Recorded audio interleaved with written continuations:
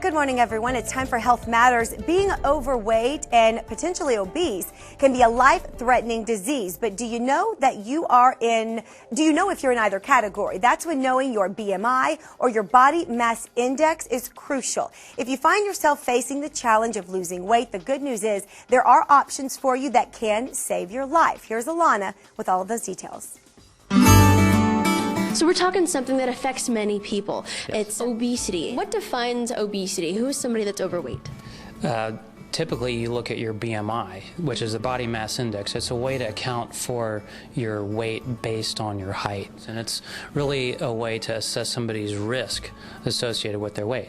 So when people have a BMI greater than 30, they're considered to be obese. People who are greater than 35 and who have certain medical conditions like diabetes or sleep apnea are considered to be morbidly obese. And then people who have a BMI greater than 40 are also considered to be morbidly obese, whether they have these other conditions or not. When you're looking at people who are morbidly obese, the realistic chance that they have of losing weight down to a healthy level with diet, exercise, physician-supervised programs, medications, they have less than a 3 to 5% chance of getting down to a healthy weight range and staying there long term. So the reality is that those people in the higher weight categories are going to need to have surgery in order to get to the level that puts them in that healthy range. I think they need to have evaluated other options first, and when they prove to themselves that they can't do it any other way, then you look at surgery as an option. The lap band is an operation that's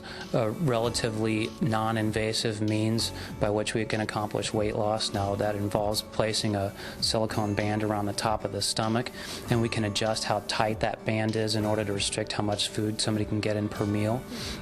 Sleeve gastrectomy is a more aggressive approach where we're actually removing a significant portion of the stomach in order to shrink its volume. So typically we remove about 70% of the volume capacity of the stomach. Then you find that you absolve people of a lot of their hunger for a significant period of time, probably around 6 months. Now in time, if they do regain hunger, they still have a restriction of how much they can get in per meal. So it's a very powerful procedure. The gastric bypass is another option. There's an operation where we divide the stomach and divide the intestines and kind of reroute how food passes through the intestinal tract.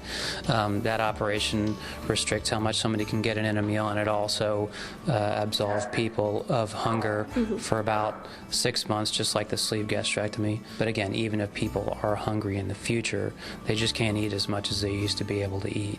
All great information to know, but I want to know why, specifically here in San Antonio, this is even more important. I think a lot of it has to do with the food we have here. I mean, quite honestly, a lot of our foods are high calorie, not good choice options. A lot of it is the weather. I mean, if you look at places that have great weather, people are outside exercising and stuff. We don't have that here in San Antonio. The obesity rates are very high in San Antonio, and unfortunately, those obesity rates contribute to these chronic medical conditions like high blood pressure, high cholesterol, diabetes, sleep apnea, and ultimately these things take their toll on people and reduce the number of years that we expect them to live. Well, again, if this is something that affects you or somebody that you might know, you definitely need to see Dr. Cavazos. Thank you so much for having me. Thank you, Alana. And for more information, there it is right there, Texas Center for Medical and Surgical Weight Loss. The phone number 651-0303, the website texasbariatric.com.